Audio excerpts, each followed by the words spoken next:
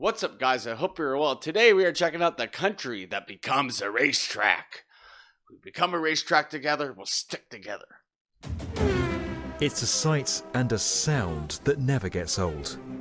The world's fastest cars twisting and turning through the streets of one of its most picturesque cities. Wow. Each year, a country that's smaller than New York's Central Park builds a world-class street circuit that spans a third of its length. Did you just say it's smaller than Central Park? That is freaking unreal. And sees its population grow by more than 500% overnight. It's an incredible feat of logistics, engineering and temporary construction that requires some serious planning and patience. This is how the world's second smallest nation becomes a racetrack. Nice. The Monaco Grand Prix is an event that turns an entire country on its head.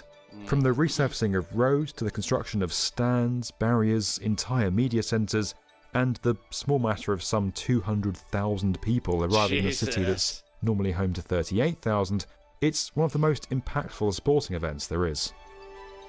First held in 1929, the event made its Formula One debut in 1950 and has since become a staple of the World Championships, appearing on every season's calendar since 1955.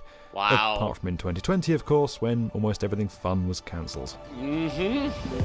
The overall layout of Monaco's track has changed very little over the years. It's a small country and there's not much else you could do. Yep. Outside of the Grand Prix, the route's used as a public road, and keeping that up to FIA regulations is a serious job. Prior to each year's racing, about a third of the 3.3km circuit is planed and resurfaced, removing any deformations that could impact drivers on what's already considered to be one of F1's most challenging routes.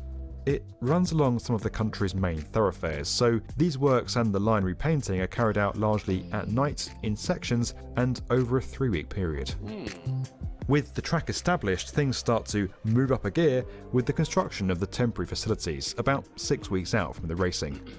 Much of this is prefabricated away from site, reducing the setup time in Monaco itself. Well, that's good. Relying on a team of highly skilled full-time engineers to keep on track, some 600 trucks carry grandstands, pit garages, barriers, footbridges and more into the country, completely transforming it. While the pit facilities in Monaco are only temporary structures, they're no less high-tech than those at permanent circuits.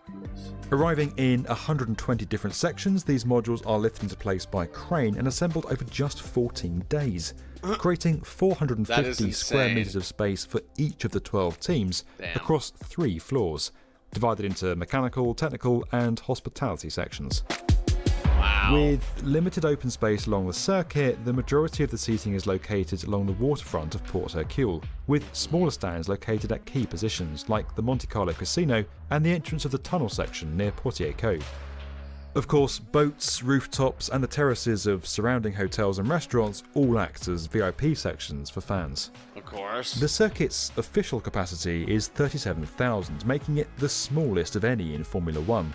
Wow. But Monaco's unique landscape gives thousands of people views of the track, and it has a much larger non-ticketed audience than the other Grand Prix events. Makes sense.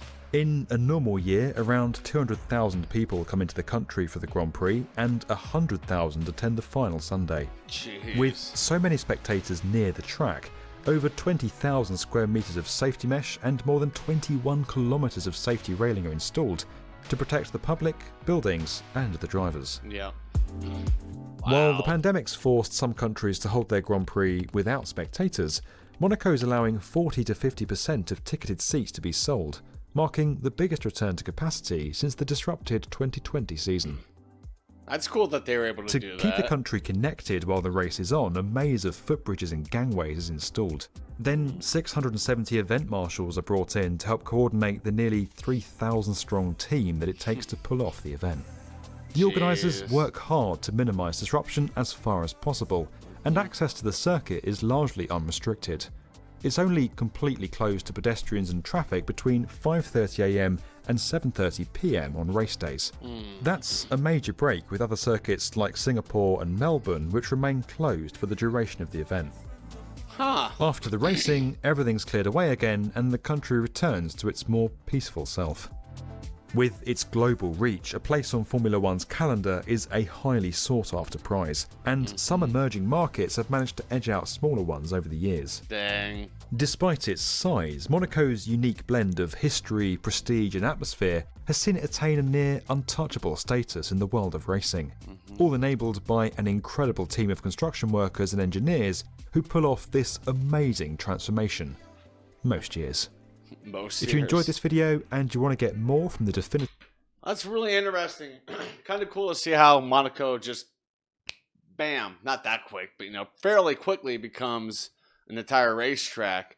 If you enjoyed this video, please hit the subscription button if you are new. Also, hit the notification bell and leave a comment. With that being said, I want to thank you all for watching. Stay safe and don't forget to wash your hands. Bye.